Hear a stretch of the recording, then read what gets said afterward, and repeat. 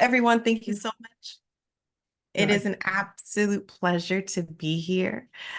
First and foremost, want to thank the Foundation for Delaware County, as well as the Center for Nonprofit Excellence for inviting me and having me here. As you know, we're talking about asset framing for the nonprofit sector. And I wanted to give just a little bit more context uh, about who I am and, why this topic is one that's so deeply important to me. So first and foremost, I'm the director for the Center for Health Equity at C4 Innovations.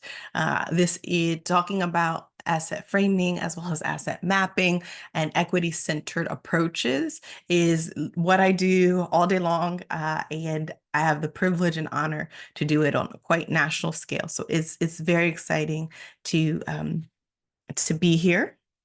As mentioned, I am a professor. I teach in the social work program and as well as cross-disciplinary and develop course content specifically to our social justice curriculum. I am a provider, a mental health provider. And so that aligns a lot. You'll see or hear me talk about trauma-informed practices and trauma-informed approaches. Much of that stems from my experience as a provider. I got into the work doing national consulting by doing direct practice consulting, talking about equity and sustainable culture change. As well, from in our conversation today, I'll be using some of my examples that come from some of my work as a researcher. My main body of research focuses on institutionalized forms of identity-based oppression, which you'll see as embedded in the other scope of work that I've shared so far. And last, but certainly not least, and in fact, most important to me, I'm a person with many intersecting experiences and identities that align with the work that I'm doing. So just to ground us, a couple things. The first is engagement. I'm so glad that it was already mentioned and brought into this space. Folks, I love an engaging chat. I always joke and tell folks that I was teaching online way, way, way before Zoom and the pandemic, and folks were kind of transitioning to this online space. So there's no amount of chatting in the chat that's going to be distracting. I welcome you to type in questions, to contribute, and to if we're talking about a topic and it resonates with the population that you're serving, I welcome you to honor them or bring that in, as well as advocacy is welcome in this space. The other thing, I do believe I have my captions on so I can see them. I do believe that this room has the capability for captioning, so that is on, as well as if there are any other opportunities for accessibility, please let me know. All of the slides that I'm using today, as well as any additional notes, are in reader accessible formatting. And so if you do need reader accessible slides or materials, please let me know and I'd be happy to send them to you. You can send me a direct message and I'll be sure to get you reader friendly or assistive technology friendly content after. And last but certainly not least, if there's any opportunities within this space for us to create an environment that really supports our beautiful neurodiversities, please don't hesitate to let me know, whether that's asking me to talk faster or slower, whether it's something that might be distracting in the space. I welcome a very intentional space of including everyone. I love to do land and quick labor acknowledgements. I join you from New Jersey today, where I am on the land of the Lenape, and really excited that I get to uplift some of the contemporary as well as historical um, challenges that are faced by the Lenape. And last but certainly not least, I like to honor authenticity. I invite people and welcome people to show up as our full cultural selves, whether that's in providing services, direct practices, academic spaces, ideas of scholarly, all of these things have a really important um, culture to them that we bring as individuals. So I like to uplift and empower an environment where we can bring our full authentic cultural selves. So One of the things that's important to me as I talk about asset framing, as we get into asset framing, I like to talk about why it's so essential, especially knowing that this might be a new concept to so many folks. So I'm going to take us on a bit of a journey that really centers and focuses around equity that'll lead us to really seeing how significant and important and imperative asset framing is. More importantly, it's also going to help us begin to appreciate how, when utilizing it very intentionally, repeatedly, and authentically, it can change the dynamics for the types of interactions we have with communities, as well as the type of work that we can do and the way that we can engage with the narratives meaningfully as we write proposals, as we develop funds, as we do crowdsourcing, things of that sort. So I'm going to read through some of them pretty quickly, just highlighting a couple of my favorite because we only have an hour today. But what I ask of folks who are participating is just drop in the chat any of them that you like, any that stand out to you. And you're also, of course, welcome to ask any questions. But these are kind of like the rules for the road or the grounding principles that I have for us today. So the first is expect a lack of closure. This is a journey. We don't hop off this call and say, I'm an asset framer, right? We leave with more questions and thoughts and critical reflection than we came in with. And that's absolutely a goal. That's something that we want to achieve through this process. We want to ask for clarification. At current, there's 23 of us in this space. So that means that we're coming to with different types of work, different lenses, different lived experiences. And so if someone is sharing something, we want to lean into that. Embrace discomfort. I don't know anything that grows or shifts or changes that doesn't lean into that with some element of push and pull. And for some of us, that can be a really exhilarating experience. And for some of us, that discomfort doesn't always sit well with us. So if we embrace it and recognize that it is a natural part of the process, it allows us to engage more meaningfully around it. This is not the work for others. It is for us, especially as we talk about asset framing. This is work for us to begin to change and lean into different types of cognitions and biases that could lead us to describing or framing people's narratives a particular way. And so this work is for us to do. And so welcoming us all into this space. We want to honor all experiences and expertise. Both come in many forms. In the work that you are doing in the nonprofit sector, it is highly probable that people have come into this work because it is close or near and dear to our hearts, because we are passionate and committed to serving people, for communities, folks, and topics that are near and dear to our hearts. So we want to honor all experiences, expertise. A lot of times when I talk about this, people think of expertise in terms of learned or knowledge based or acquired. And I also want to uplift lived and living expertise in this room as paramount. So if we're talking about something and it connects with who you are, I welcome you to bring that into the space and know that an intentional room will be created for it. Safety and bravery. There's going to be some things that feel really safe and great to talk about, and some things that feel really great because it's like a challenge to us. One of my personal favorites is revisiting welcome. And what this one really leans us into is that we process information differently. So let's say that we're talking on a particular slide and someone has an idea or response that comes to them immediately. We welcome you to bring that into this space. We hope that you do. But perhaps some of us are also the folks who it'll be 2 slides later, just as I transition to the next slide, or maybe tonight in the middle of the night or 4 o'clock this afternoon. It could be 3 a.m. in the morning. You're gonna be like, that's that thing that I wanted to say. That's the thing I wanted to contribute to this conversation. Revisiting welcome creates a space that it doesn't matter what slide I'm on. I could be on the last slide in my deck today. And if you want to come back to something that was on this slide, I welcome you to do it. I encourage you to do it. We don't have the sensation of missed opportunities to contribute. If we're typing and I go to a next slide, continue to type, because we'll have a fluid conversation. And that's absolutely the goal. Affirm and give credit, hype each other up, support one another, revoke expert positioning. Many of us have to be experts in our day-to-day. This creates an opportunity for us to be present and to just enjoy being in the space. listening to understand as opposed to respond. Many of us will have different experiences and knowledge, and so we want to be able to create an intentional environment around that. Be accountable for the impact of our words or actions. We might say something or intend for something to land one way and it lands differently.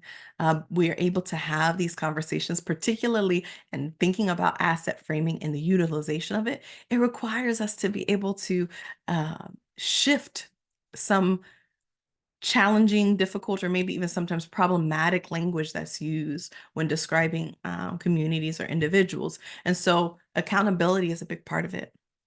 Therefore, I also love to uplift accountability is kind, which I see in the chat as well. Um, Taslim, let me know, type to me if I pronounce your name wrong so I can get it right. You share that accountability is kind stands out to you, and you say, I love this because often accountability is associated with negative connotations. Yes, yes, yes, yes. So that is something that stands out to me as well. I love to think of it as sometimes we're maybe uncomfortable or unsure about participating because we're afraid of saying the wrong thing. We're afraid of being called in or called out. But everyone in this room is here to think about how to asset frame in our work. And so that is where that's our level setting. That's the baseline that connects us all. So if I say something that could potentially lead from a deficit model and someone tells me, that's a very kind thing to do. It's kind for a couple reasons. It's kind of me to take that as an opportunity to do something different, to shift or reframe the way that I'm thinking and speaking about things. It's kind of whoever brings it to my attention, because that's not always the easiest thing to do. It's also kind to the folks who likely won't hear their narrative framed that way in the future, because there is an opportunity to do something different. So accountability is very kind. Um, be gentle with ourselves and others, give ourselves grace. And of course, we cannot challenge what we cannot acknowledge. This is one of my favorite quotes. I do not have it credited here. And I love to tell the story that when I heard it from the likes of Kimberly Crenshaw, and of course, like James Baldwin with not everything can be changed, but nothing can be changed until it's faced. When I Google it, it says that it's a quote from Dr. Phil. So I don't know. I don't want to take anything away from Dr. Phil, but I didn't hear from Dr. Phil. So nameless quote, but great sentiment established by many, many important leaders in this work. Any other folks, ones that stand out to you, please put in the chat.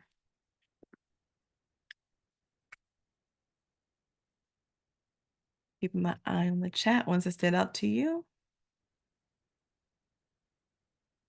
And you're welcome to send them to me directly as well if you don't want to contribute in the larger space.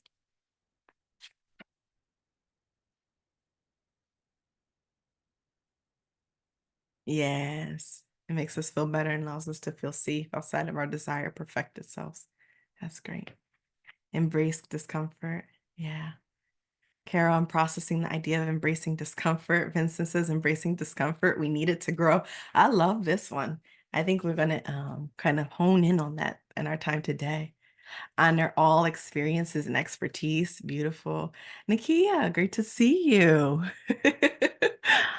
We will we receive a copy of your slides? Yes, I will send a PDF, more of like a summary, as long as it's actually I'm saying that. Is that okay? Okay, I'm getting the thumbs up that that's okay to do. It's absolutely okay. If not, I'll send just like a summary of the content. So that'll be great. Yeah.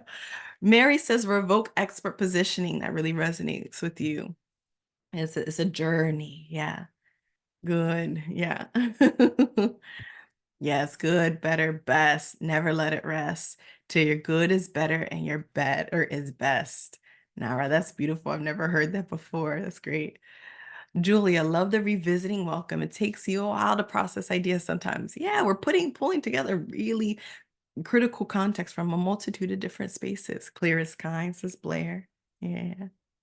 Awesome. As I said, rule to revisit. If I'm switching slides and you're still typing, please don't backspace. Genuinely, wholeheartedly, please don't. I want you to put it in the chat.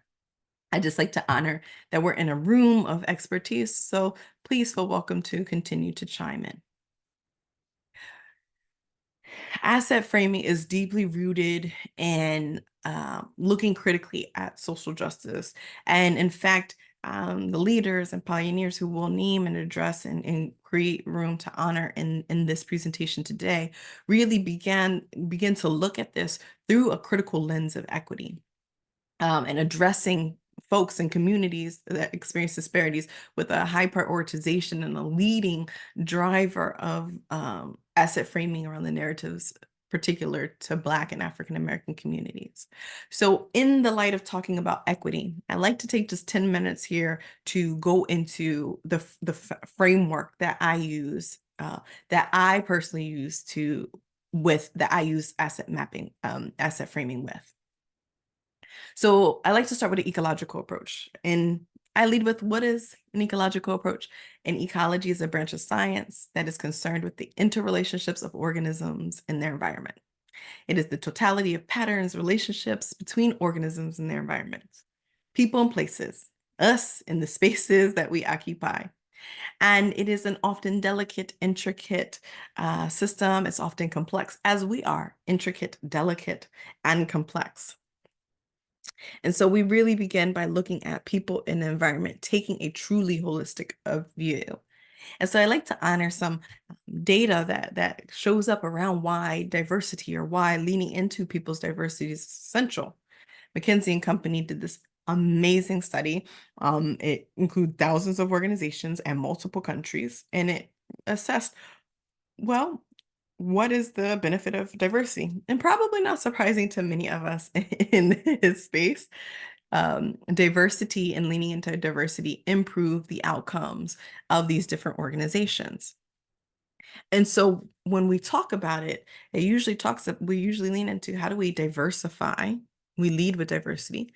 We talk about what's the importance of diversification, so we can get to a place where people feel truly and genuinely included, with the overall goal of equity. And I typically see it like that in my work. People want to lead in with diversity. They want to create an inclusive environment with the overall goal of equity. And I think it usually is in that trajectory, but diversity, inclusion, equity is not that great of an acronym. So we use DEI or some other variation. But the sentiment is to start with diversity. And one of the things that I think is important or pertinent here is that we recognize that diversity is essential. But at times, if we're leading with diversity without a thoughtful consideration of equity, we can continue to perpetuate more harm. So what are some of the things that we want to think about as we are leading? I love that you put that in the chat. You like to start with inclusion, right? And why do we start with this thoughtfulness? Around, well, I would love to know, why do you start with inclusion? I don't know if folks are able to come off mute, or yeah. And your experience diversity is very visual. What might be some of the unintended consequences when we start with diversification, acknowledging that is absolutely essential, but without considering inclusion or equity first? What might be some unintended consequences?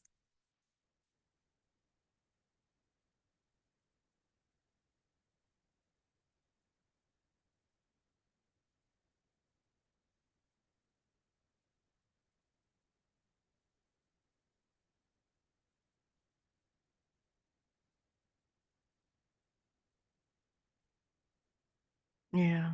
Change the physical look of the organization, company, or group, right?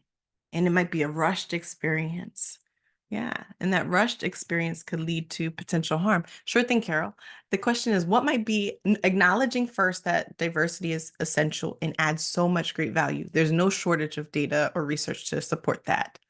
Acknowledging that to be true, what might be an unintended consequence of starting with diversity before considering equity or inclusion?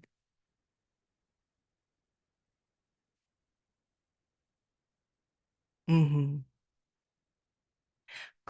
Right. You're bringing diversity into an environment that might not support those diverse experiences, the knowledge, the expertise that comes with it. Yeah, absolutely.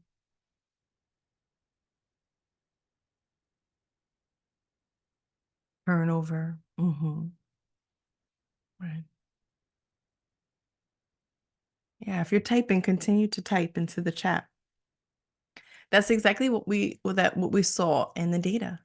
While the sentiments around diversity were absolutely great, while people felt like, diversity was adding value, it was experienced, as Carol put in the chat, like folks were checking a box. And the sentiment around inclusion was the exact opposite. People did not feel included, and leaves us to know that diversity and inclusion are not synonyms. And so as we get into thinking about why asset mapping, I keep saying asset mapping because I also do a lot of asset mapping work, asset framing, which they go hand in hand. But we lean I'm into sorry, Dr. Stewart, can you just speak a little bit to just in case someone on this call is not clear about what asset mapping is? sure thing. Yeah, absolutely.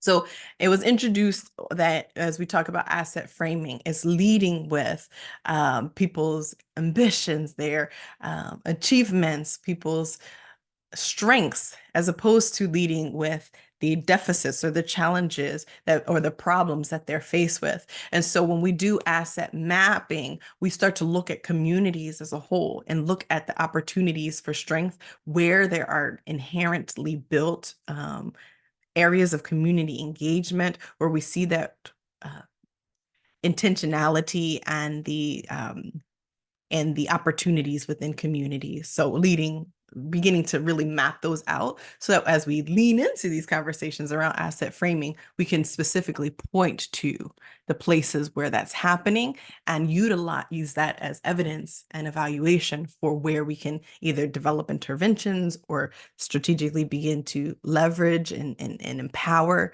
those areas of strength within communities and or opportunities to amplify what's already happening. So thank you for that pause. Thank you. Yeah. So if an environment feels threatening, we'll tend to conform in order to achieve a sense of protection and safety. This is what's at risk when we have a space that is constantly deficit modeled. We see people beginning to conform in order to achieve a sense of safety. Now, in some way, we can think of that as like people shifting or changing their personalities. But what we're really talking about, especially as we get into asset framing, we're talking about people repositioning their physical bodies to avoid hateful, hurtful, homophobic comments, people shifting or changing their tone in order to achieve a sense of safety from systems and structures of racism. We see people not demonstrating love or affection to their partners, people who could use simple different accommodations that work for them to be able to be their most productive selves, not sharing that in different environments because of the biases and the stigmas associated with being otherwise able or having a disability.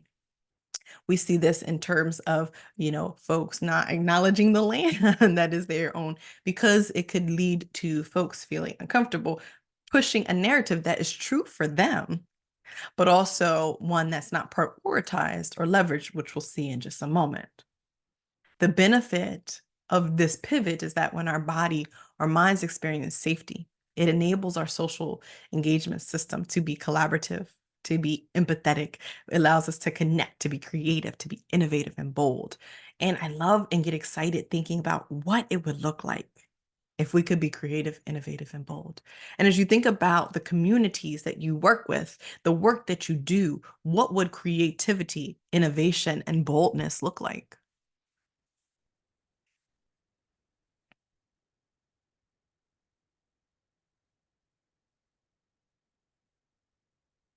What would creativity, innovation, and boldness look like? Yeah. And Kia shares, I think that's why people not only use inclusion in DEI spectrum, but also use belonging. Yeah, Nikia, that's great. Freedom, this is Carol. Taslim says Maslow's theory, psychological needs and safety are the foundations needed for safe actualization in any space. That's so good. Yeah.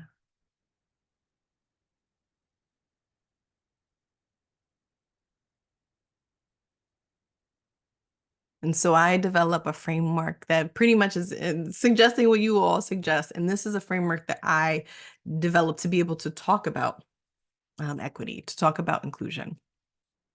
And it starts with us examining the issues that exist and persist. having a foundational knowledge, a historically accurate depiction of what the communities that we are working with are faced with. And so we start with the gaps. We leverage those, we engage those, and that is where um, we begin.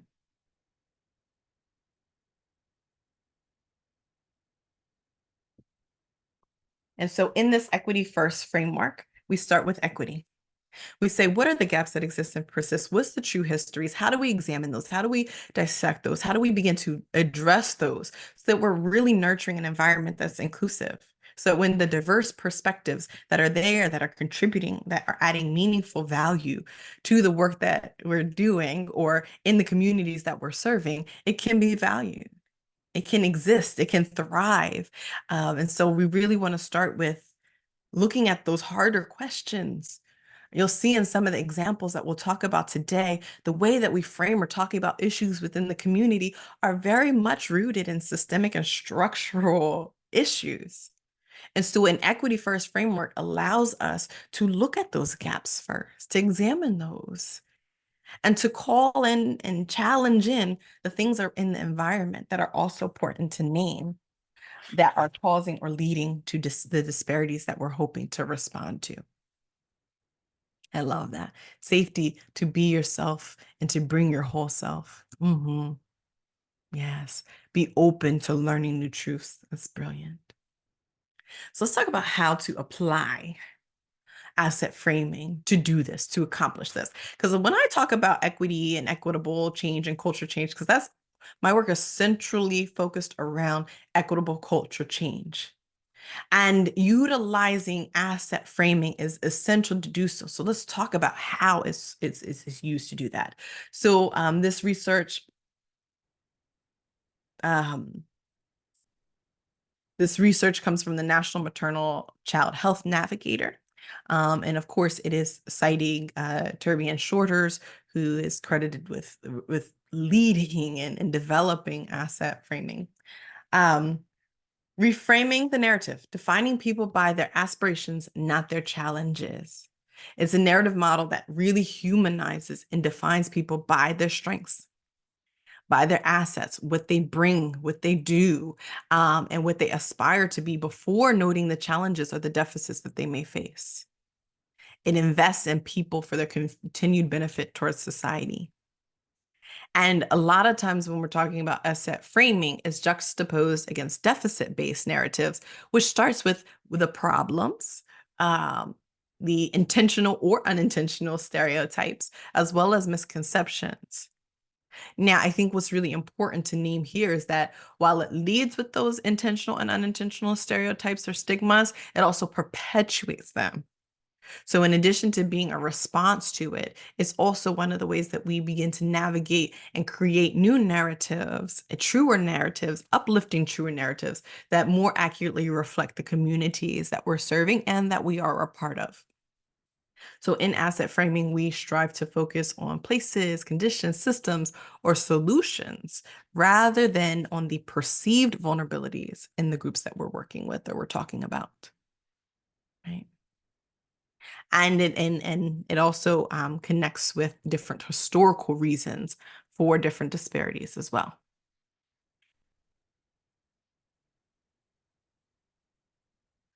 So this is just I mentioned that they're often juxtaposed against each other. So defining people and or leading with their problems, whereas asset framing is defining people and or leading with their strengths, aspirations, and contributions.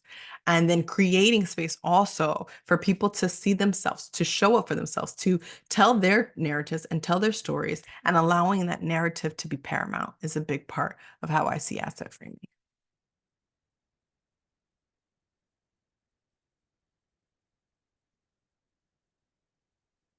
Uh-oh. Mhm. Okay. So we also want to allow people to lead, allowing people to create their own narratives and lead with their descriptors. So a lot of times in asset framing, we'll be really intentional as we'll look at some examples a little bit later in the presentation. What'll often happen are that we will kind of reshift or rename the frame. We'll be intentional about taking different components of a narrative and making sure that it's uplifting, again, those aspirations and those strengths. It's also important to make sure that we're naming them from the people themselves, from the communities themselves. And so, what will we get when we ask people to describe themselves, to describe their situations, and to describe the environments that they're part of? And so, I was really excited and um, to be part of a project in Philadelphia that I think really highlights what this looks like, and also was an important exercise for myself in asset framing. We went around and we talked to young people in the city about their experiences specific to um, gun violence. And we talked about the things that activated them. We talked about what the environment was like, what it was like to grow up in the city, and how they saw the city that they lived in and they loved. And a lot of things, a lot of powerful content came out of this consultation and this assessment of narratives and of stories. My favorite question that we asked as part of our protocol was how these young folks describe themselves. And the question right before it asked them, how do they believe that they are perceived? And they talked a lot about the different things that were activating to them in their environments, about how people perceive them. Just as a note here too, you'll hear me use the word activate a lot. It's because I do a lot of gun violence work, and the word triggering itself can be activating. So I'm using the term activate in the same way that folks might use the term triggering, just as a note. So I'm asking folks, what has been really activating to them about how they were described. And they talked about the stereotypes of the stigma, the way that people would describe them as dangerous, as criminals, as, not prioritizing school, or um, being interested in different forms of violence throughout their communities. And then the question following that, which actually should have been the question leading it, was how did they describe themselves? Like, how would they and their loved ones and their families describe themselves? And that is what framed the work. They talked about their joy and how they were the silly one, and how they loved being a nurturer, how they felt like they were seen as being hard and aggressive, but in the spaces and places that folks knew them best, they were known as the tender nurturer, the gentle, the light of laughter, the charmer, and really uplifting the ways that they described what they would talk about as their tenacity to navigate really complex systemic and structural issues that are pervasive in their community. And that in itself really gets to the embodiment, I believe, of where asset framing helps us to talk about the stories that are persistent, the experiences that are persistent in the communities that we're serving. When we lead with how people describe themselves and the conditions that are impacting them, what will we get?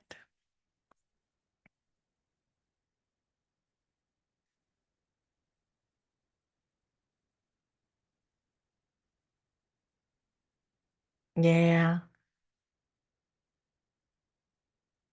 this is the process you take with the parents and the school board, removing the negative assumption placed on the parents as to why they don't show up, why they aren't engaged. Yeah. So we get the fullness of the story is what I'm hearing and what you're saying. That's great. Clearer perspective. Mhm.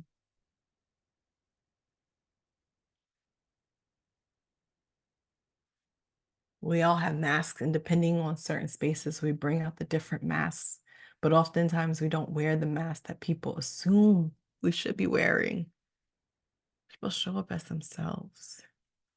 People don't have to navigate the exhaustion of being represented by different masks. A lot of times we're talking about people navigating through situations with the masks. And as we think about our roles as folks who are often representing or standing in solidarity with folks, Are we sometimes the folks perpetuating different masks? That's a critical question for us to ask. Oh, that's so good. The truth. Yeah. Yep. Powerful. It's easier to fix a problem when you are describing the problem. It's more difficult to fix an issue that you have no control over. We must be able to acknowledge, right? We cannot challenge what we cannot acknowledge. So we have to be able to acknowledge it for its full truths. Mm, yeah. Yeah.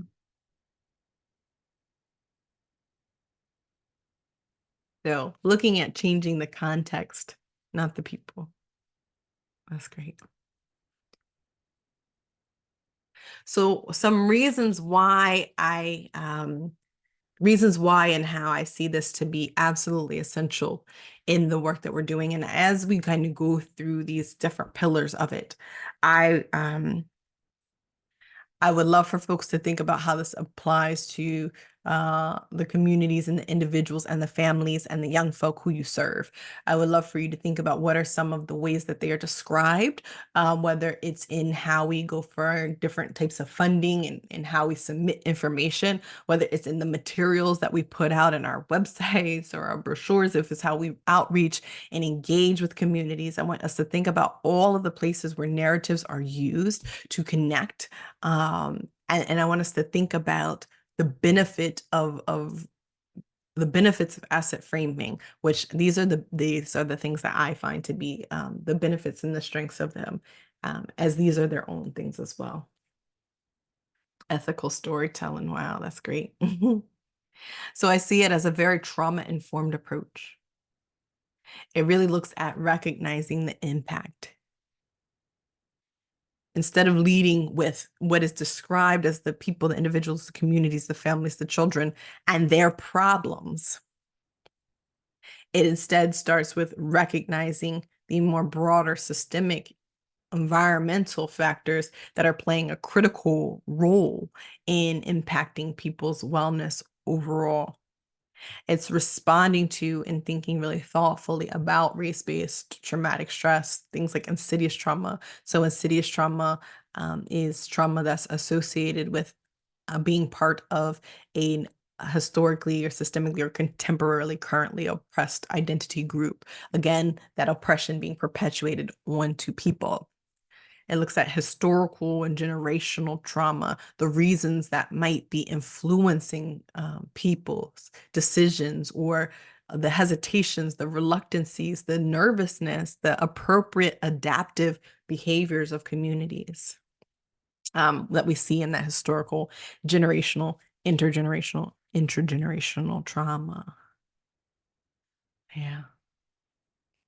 As well as the culturative stress. And I see culturative stress as a unique form of trauma that is often associated with immigrant and refugee communities, talking about adapting from one culture to another and balancing or navigating some of the descriptors, the stigma, the bias, but also the depictions of folks related to sometimes documentation status, sometimes language barriers, etc. Um, yeah. Funders often use harmful language. And if we don't use some of that language, you risk not getting the funding. Terms like at-risk youth, right? Those key terms that are often looked for that really could uh, be perpetuating the marginalization. And we'll talk about some strategies to navigate that because I think that's a really important note and question to bring into space too. Like, how do we navigate that? So it's a trauma-informed approach. So I love this example. This example is from the National Maternal and Child Health Workforce Development Center, and it's accredited to Dawn Hunter of the Network for Public Health Law. And an example of asset framing, it says the African American and Black community doesn't trust the vaccine. Let's say that that's the narrative that folks are saying. And instead, it would look at like the history of medically misleading and abuse towards people in Black and African American communities has led to a relationship of mistrust. And that relationship needs to be intentionally rebuilt. right? We're talking about helping communities gain access to something like a vaccine or a medication.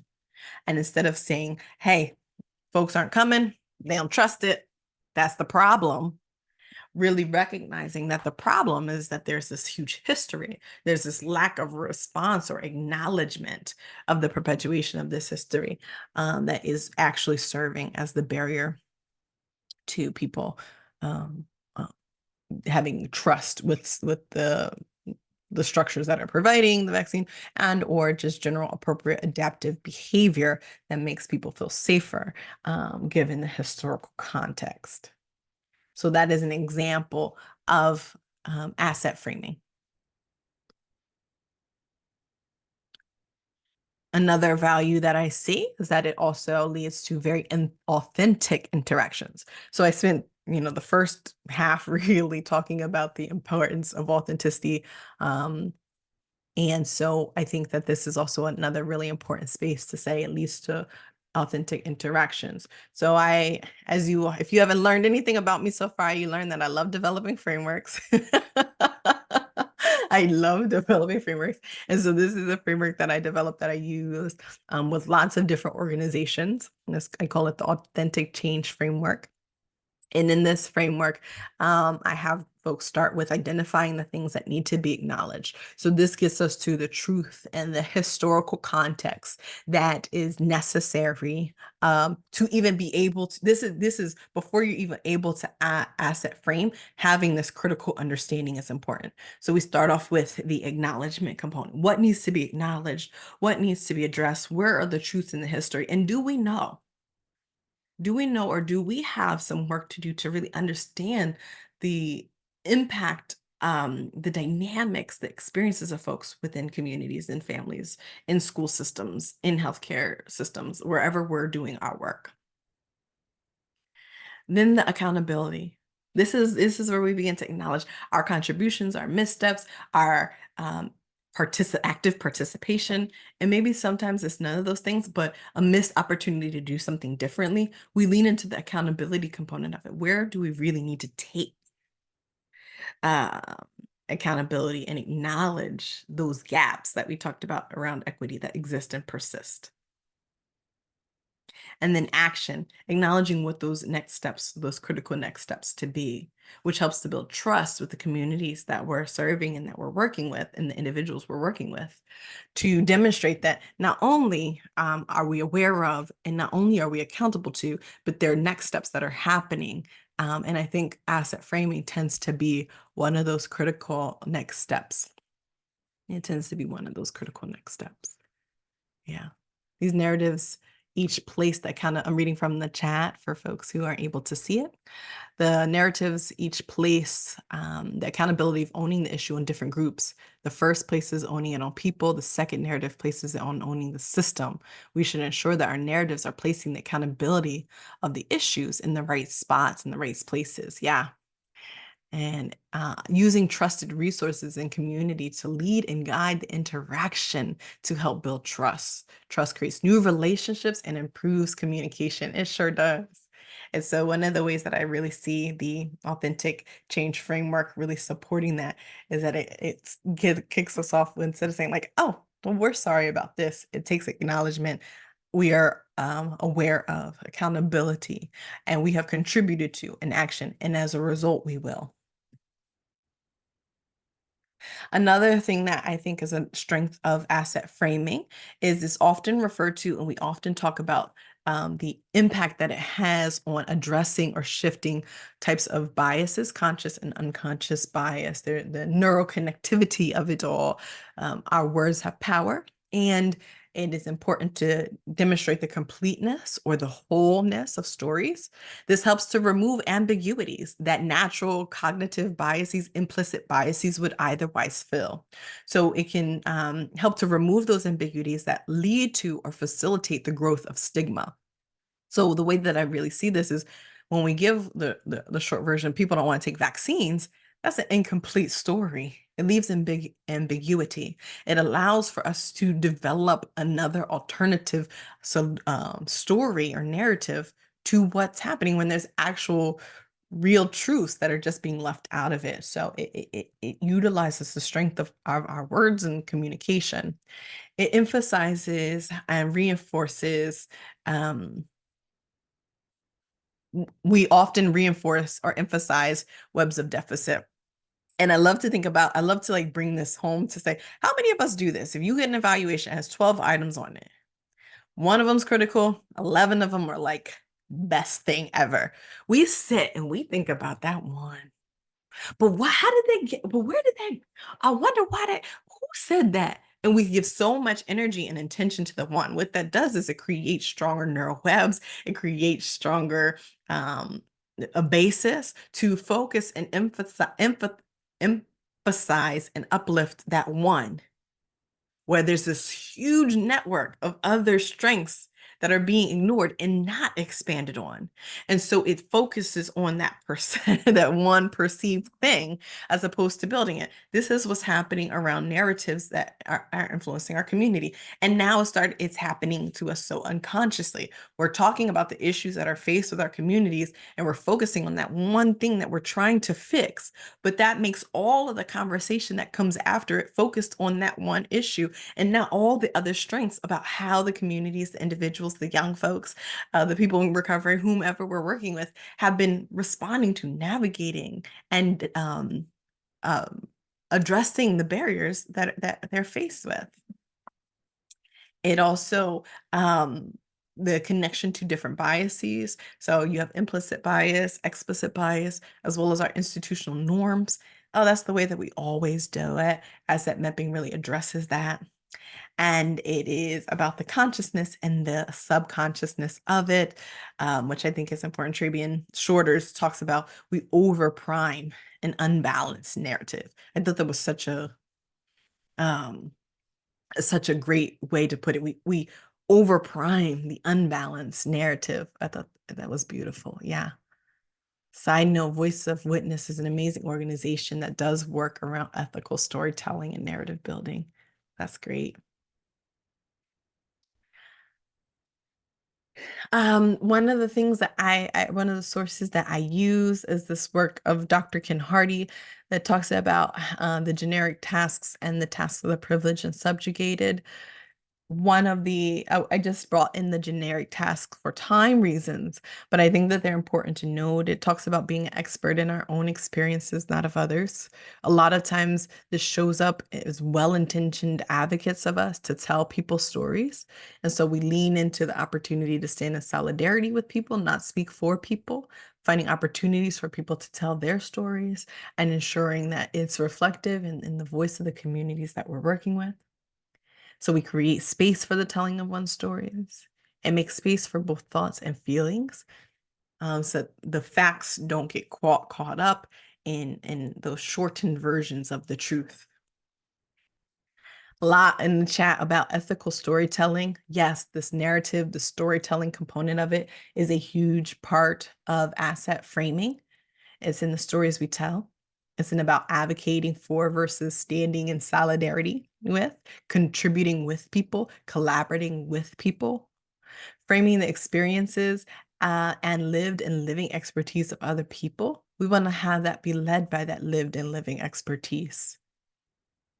And it also helps us to address different forms of savior complex. A lot of times when we talk about savior complex, I find people focusing specifically on individual, but there's also interpersonal and organizational savior complex. We're here to support this community that is suffering from the low income members of our community. Okay. Right.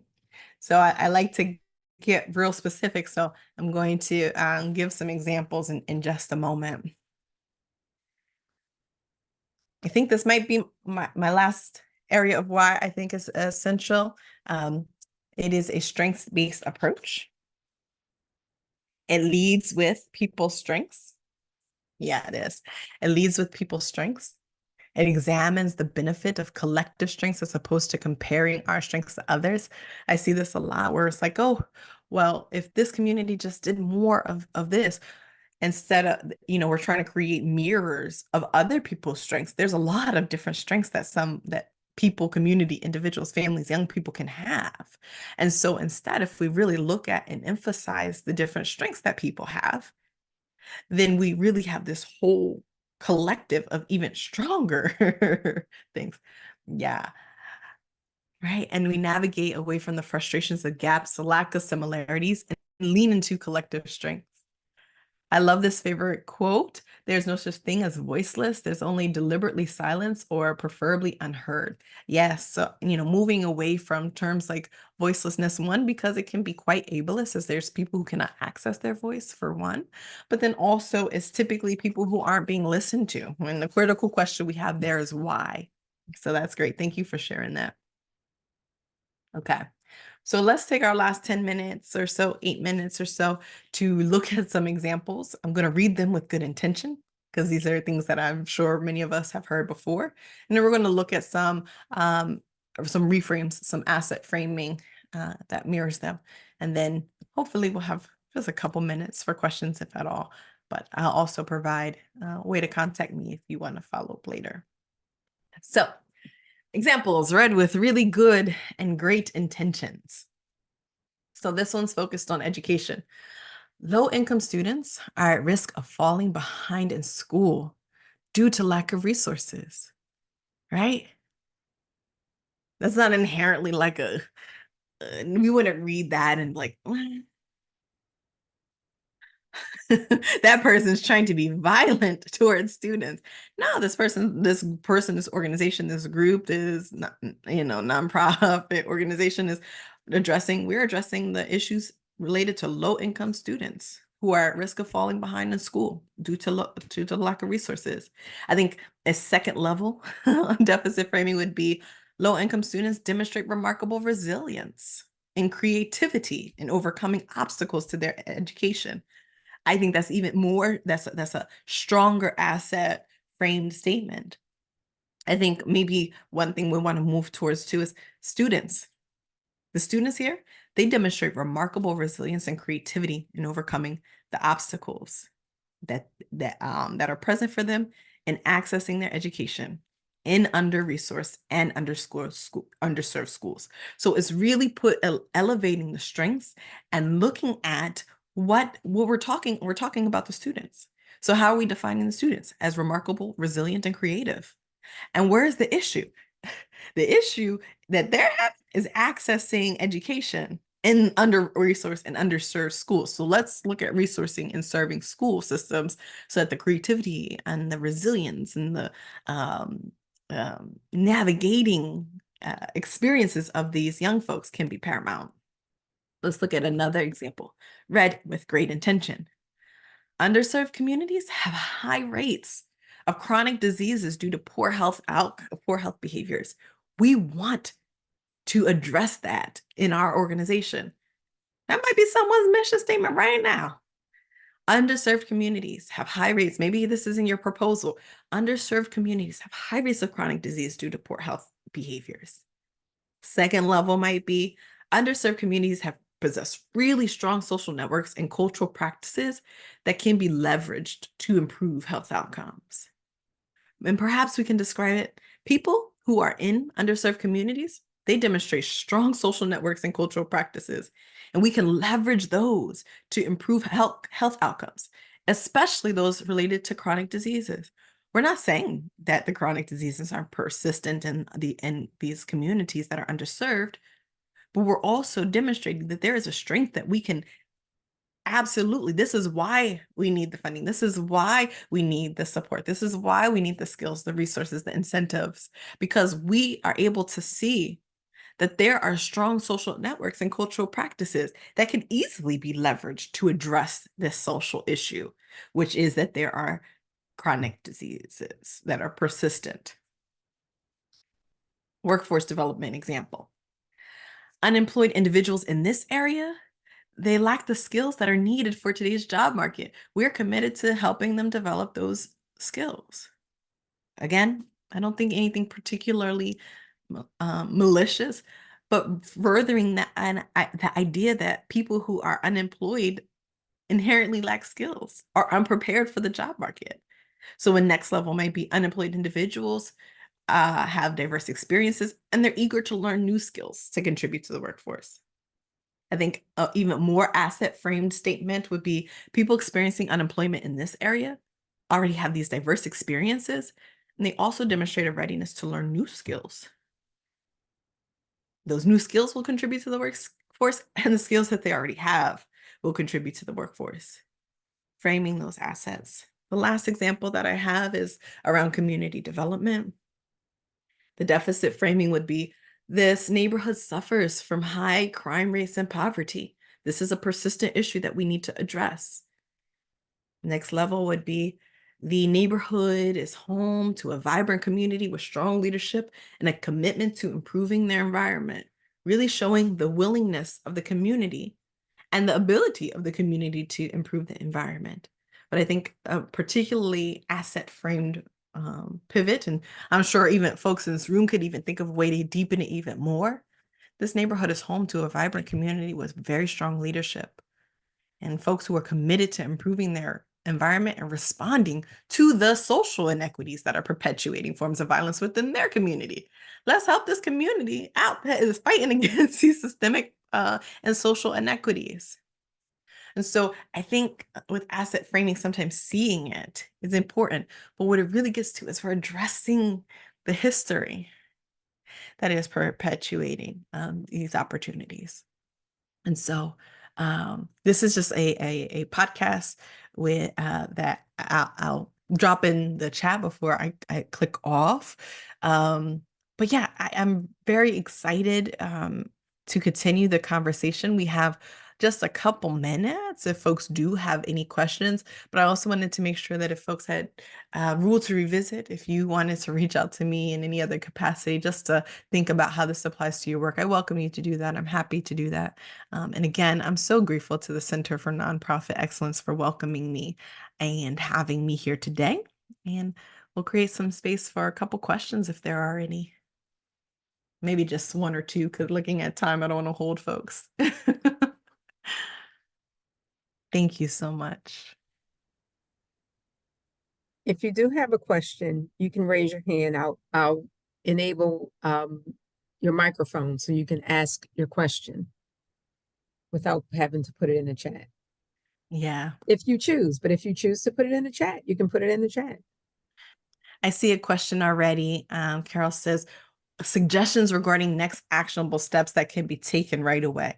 I would start by doing an audit, looking at the materials, any things that are about to go out that are doing outreach, any forms of proposals that are getting ready to be submitted, and start going through and looking at where you're talking about the community population served and assessing whether or not those statements themselves are framed in asset or asset framed.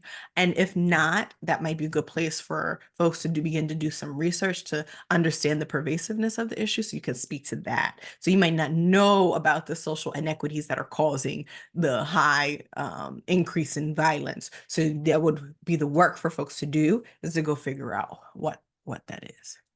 Yeah. Thank you, Joanne. Yeah. Oh, yes. Can you tell them about where folks will be able to see this again? It will actually be on our YouTube page. So once we get it edited in terms of not the content, but if it was anything kind of in the beginning or in the end, and we'll upload it on our YouTube and I'll send it out to everyone. Beautiful. So it is 12 o'clock and I want to be respectful of everyone's time. Thank you so much for joining us today. Thank you, Dr. Stewart. I really appreciate you, appreciate the work that you do. And that's it. I hope everyone, please stay hydrated today. Yes. Please stay hydrated. Thank you, everyone. Have a great day.